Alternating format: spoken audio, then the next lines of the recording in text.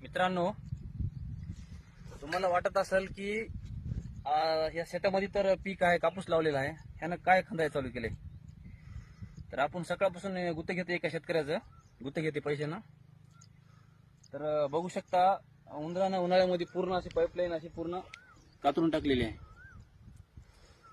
तर शेतकरी काय करेल सांगा बरं तुम्ही. बघा चालू पीक एवढा कापूस काढून फेकून द्यावं लागले. ती समोर कापूस आहे, आता हे पण काढावं लागले. शेत थोडस दाखव इकडे माझ्याकडे दे मोबाईल. का बघू शकता काय इथून पाणी चालू केलं तर काल, तर इथून पूर्ण असं प्रेशरनं पाणी मोरलं आलं.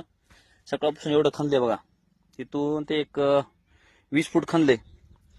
तरी पुढे जोपर्यंत काय खंदत चाललो तोपर्यंत असं सारखंच निघाले बघा. बघू शकता बघा, सगळं कातून टाकले पाईपलाईन. कशी वाटाय शेतकऱ्याची बघा आता, हे बघू शकता. काय शेतकरी जीव देईल का उंदीर मामा पुढं. पाऊस पडाना, 8 दिवस झालं, कापूस वाळालाय.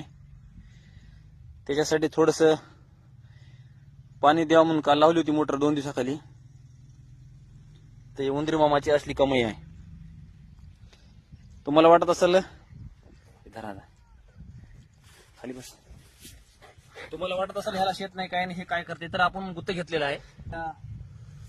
एक आपल्याला 1200 रुपये दिले छडी खंदायला. तर सकाळपासून एवढं खंदलंय.